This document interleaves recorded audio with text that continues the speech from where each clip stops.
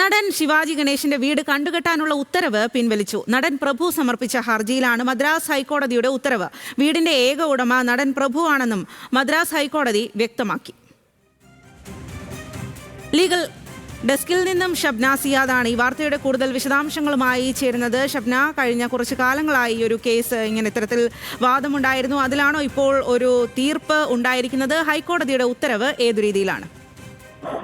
സ്വാതി, ശിവാജി ഗണേശിന്റെ ചെറുമകനും പ്രഭുവിന്റെ ജ്യേഷ്ഠന്റെ മകനുമായ ദുഷ്യന്ത് സിനിമയുമായി ബന്ധപ്പെട്ടെടുത്ത 9 കോടി രൂപയുടെ വായ്പ തിരിച്ചടയ്ക്കാത്തതുമായി ബന്ധപ്പെട്ട കേസിലായിരുന്നു അന്നൈ ഇല്ലം എന്ന വീട് കണ്ടുകെട്ടാൻ ഹൈക്കോടതി നേരത്തെ ഉത്തരവിട്ടിരുന്നത്. ഒരു ജഡ്ജിന്റെ മധ്യസ്ഥതയിൽ, റിട്ടയർഡ് ജഡ്ജിന്റെ മധ്യസ്ഥതയിലാണ് ഇത്തരത്തിൽ ഈ സ്വത്ത് കണ്ടുകെട്ടാൻ ഉത്തരവിട്ടത്.